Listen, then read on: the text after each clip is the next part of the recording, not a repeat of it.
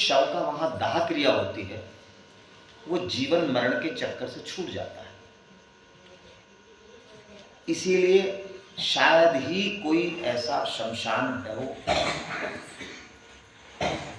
मैं कहता हूं पूरे भारत में, जिसमें 24 घंटे अग्नि प्रज्वलित रहती है। कई सालों से आज तक उस शमशान की अग्नि कभी बुझी नहीं। एक चिता से दूसरी तीसरी सब चलते 24 घंटे नॉन स्टॉप, और बहुत सारी चिताएं एक साथ जलती हैं। तो संत वहां अपना तपस्या करने लगे। अचानक वही हुआ, कुछ दिनों बाद अंधापन आने लगा, देखना बिल्कुल बंद हो गया और खाल छूट कर गिरने लगी। अब संदीपन धोते, पूछते, पट्टी लगाते, मल्लम लगाते, फिर भिक्षा मांग के लाते, भोजन बनाते, भोजन खिलाते। संत डांटते, कभी मारते, कभी लात मारते, कभी गाली देते, कभी डंडे से मारते, मगर संदीपन को कोई बुरा नहीं लगता। संदीपन नहलाते, धुलाते और कपड़े बदलवाते, सारे काम करते रहते। काफी समय गुजर गया। अचानक ये हुआ कि संदीपन ऋषि ने अपने इसको सब जो उनका पूरा काम था वो करने के बाद सोने के लिए जैसे चले, तो भगवान शिव सामने प्रकट हो गए और संदीपन से बोले कि भाई, मैं तेरी गुरु भक्ति से बहुत प्रसन्न हो गया, तू मेरे से कुछ वर मांग ले, मेरी इच्छा है कि तुझे कुछ दूं। संदीपन बोले कि ऐसा है कि मैं इस समय गुलामी कर रहा हूं मालिक की, मैं उनकी इच्छाओं से ही हूं और मैं अपने इष्ट से मालूम करता हूं क्या करा जाए, क्या कुछ मांगा जाए या नहीं। संदीपन ऋषि की कुटिया में गए, जाकर बोले, महाराज, भगवान शंकर बाहर खड़े हैं और वो मेरे से कह रहे हैं कि भाई तू कोई वर मांग ले, तो अगर आप कहो तो मैं आपका ये अंधापन और क्रोध ठीक करवाने के लिए मांग लूं। तो संत ने बहुत गुस्सा करा। संत बोले, तू पागल है? अरे मैंने तेरे से पहले ही कहा था कि तू अगर मेरी सेवा कर सकता हो तो चल, क्या तू मेरी सेवा से ऊब गया? क्यों मांग रहा है? तो संदीपन बोले, मैं गुरु भगवान आपकी सेवा से नहीं हुआ, मगर मुझसे आपको कष्ट दिखा नहीं जा रहा। मैं आपकी सेवा से नहीं हुआ, मगर आपको जो कष्ट हो रहा है वो मैं देख नहीं पा रहा, क्योंकि आप जिसे बहुत ज्यादा स्नेह करते हो, जिसे बहुत ज्यादा प्यार करते हो, मान लो आपके अगर कोई बच्चा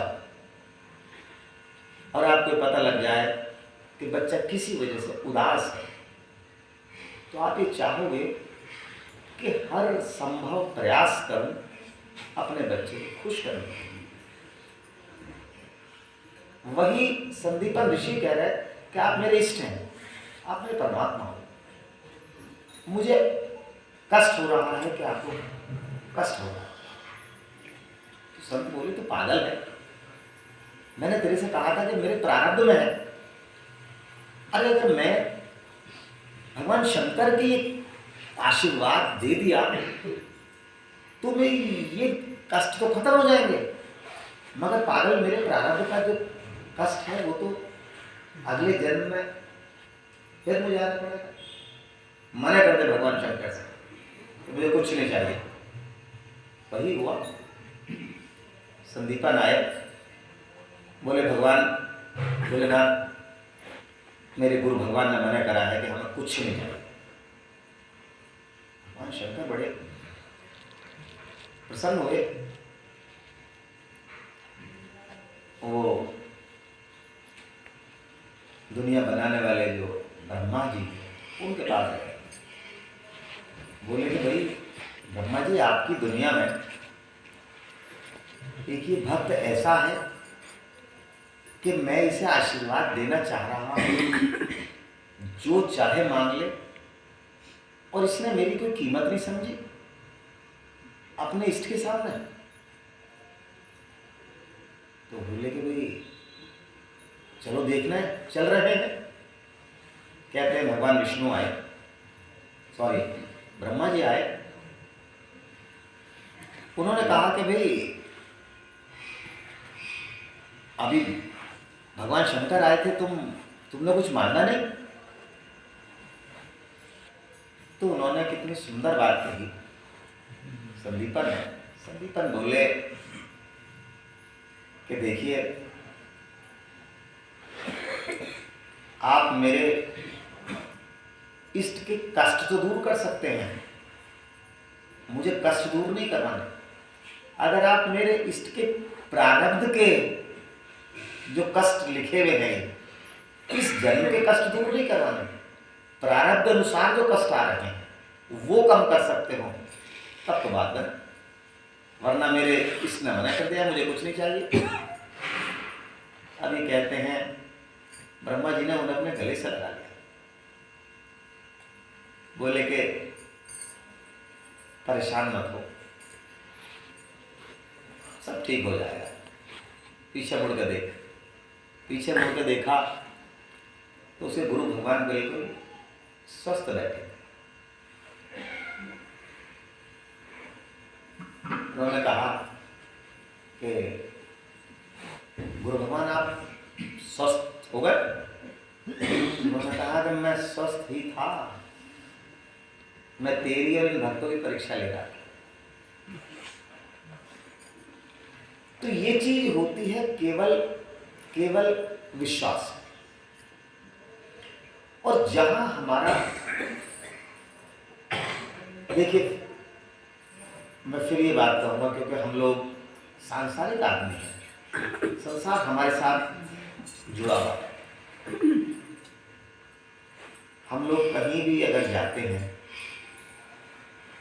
अपने इष्ट के पास या अपने भगवान के पास, जिसमें भी हमारी सच्ची श्रद्धा है, या माँ बाप के पास, सिर जब झुकता है,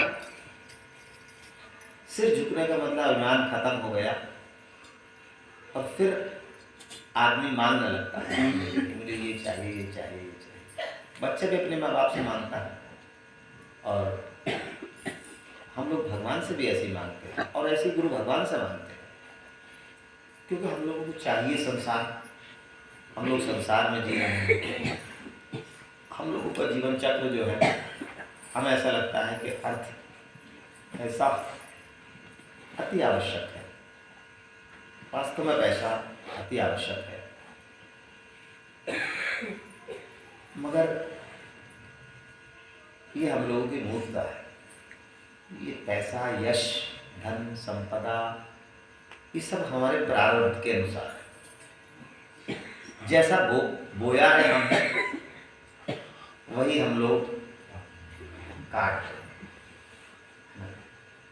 बस ये होता है कि आपके इष्ट की, आपके परमात्मा की, आपके गुरु की, आपके भगवान की आप पर इतनी कृपा होती है कि आपके प्रारब्ध में नहीं भी है, आपके भाग्य में नहीं भी है, तब भी मिलता है। उदाहरण मैं आपको देता हूँ। मान लो किसी महिला के बच्चा वगैरह नहीं होता, बहुत दुआएं, सबने परमात्मा का चिंतन करा, उसके उम्मीद रुक गई। प्रेगनेंसी कंसीव होने के बाद वो आप सब लोगों की दुआएं के साथ है।